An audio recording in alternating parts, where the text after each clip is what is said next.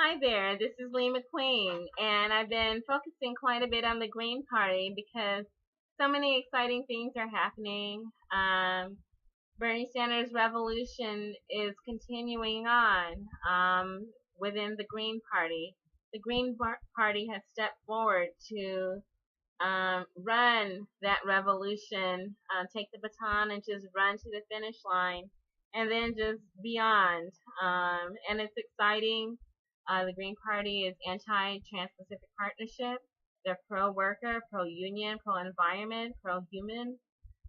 They want to protect our food supply. They want to protect our sovereignty as a nation. They want fair trade, not free trade. They want consumer protection. They want trade deals that focus on people and not on money, so to speak, on fair business practices. They are anti-rampant militarism. They are anti-fracking. They are pro-human and pro-environment. And basically, they are on the right side of history. The same way Bernie Sanders was and is on the right side of history. What we loved and appreciated and felt inspired by in Bernie Sanders' campaign is found within the campaign of Jill Stein of the Green Party. And so many people who were supporters of Bernie Sanders have transferred their time, money, and energy after Bernie Sanders did endorse Hillary Clinton. They transferred their support for a progressive platform directly to Jill Stein of the Green Party. Viggo Mortensen is one such person. I spoke about Cornel West briefly in another video. But this video is about Viggo Mortensen, who has endorsed Jill Stein for president. He was a former Bernie Sanders supporter, and I'm sure he still supports Bernie Sanders' platform. And since that platform is found with Jill Stein and not within the Democrat Party, not smothered inside the Democrat Party, Viggo Mortensen is now supporting Jill Stein. And so he's saying that if you want to support a woman for president, support Jill Stein. He says he's with her. He's with Jill, not Hill. And so someone has responded to that endorsement negatively. And it wasn't Hillary Clinton. It was someone called Sasha Stone who wrote an open letter to Viggo Mortensen, stop the madness before it's too late. And basically, overall, she's chiding Viggo Mortensen, telling him that he should vote for what she tells him to vote for and not for who he wants to vote for. So let's break it down a little bit. Let's see what's going on here with Sasha. Okay, so she says that she's a fan of Viggo Mortensen and she admires his ability to remain decent and honest in the face of fame, but that his stance on Bernie or Bust or Bernie or Jill is wrong and immoral. And it's funny she says that because Hillary Clinton is one of the most immoral political candidates that we've had in a long time, and we've had some doozies. But, she feels how she feels. And just as Viggo Mortensen's entitled to feel how he feels, she's entitled to feel how she feels. But some of the things that she's saying, I just feel are out of order. She's saying that celebrities like Susan Sarandon, Rosario Dawson, Tim Robbins, John Cusack are privileged and they are high-minded, and that Stephen Colbert and Jon Stewart are witch burning. And I guess that's a reference to Hillary Clinton being the witch that's being burned. It's not like they threw a house on her.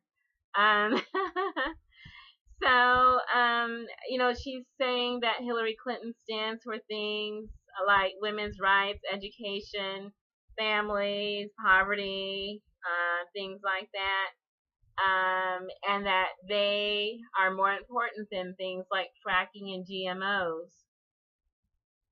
Okay. Um, so she's reprimanding Viggo Mortensen about believing anything that Bernie Sanders says about Hillary Clinton because apparently Hillary Clinton never lies and Bernie Sanders always does.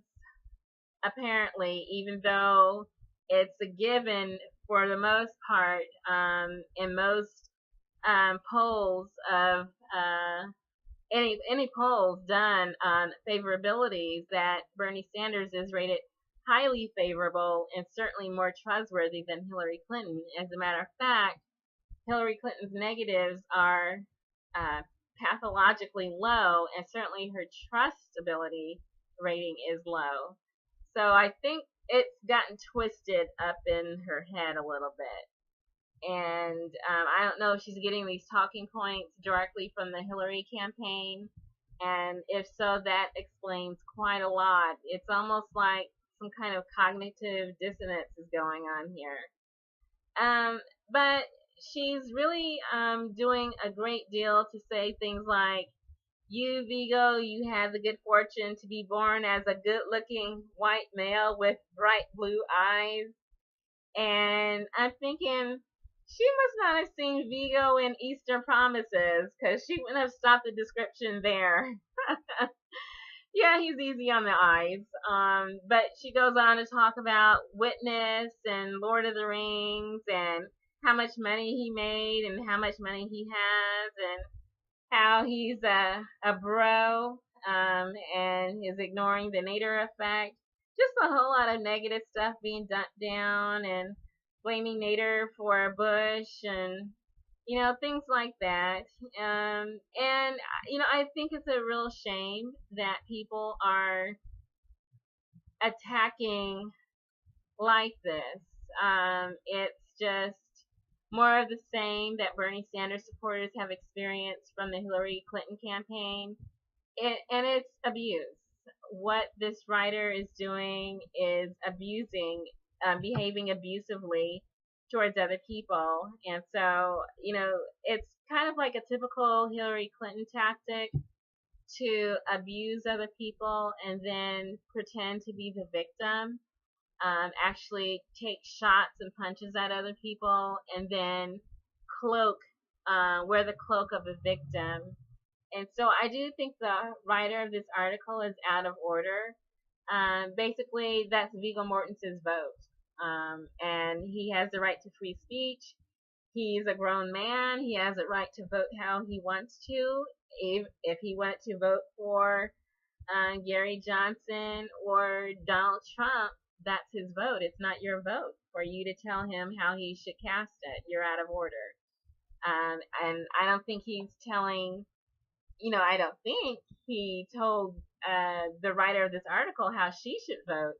He's just saying what his thoughts and feelings are. And so, this is our democracy. Viggo gave his opinion. This writer of this article gave her opinion. I'm giving my opinion, and, someone's going to give their opinion. And that's what democracy is. That's what a sharing of ideas is. But I think it can be done respectfully. And I think the writer of this article maybe someday might take a look back and see if she was, appropriate in her communications. So it's just something to think about. We can agree to disagree and then still be respectful of each other. Or, maybe we can do that after the election. But we can try at least up until then.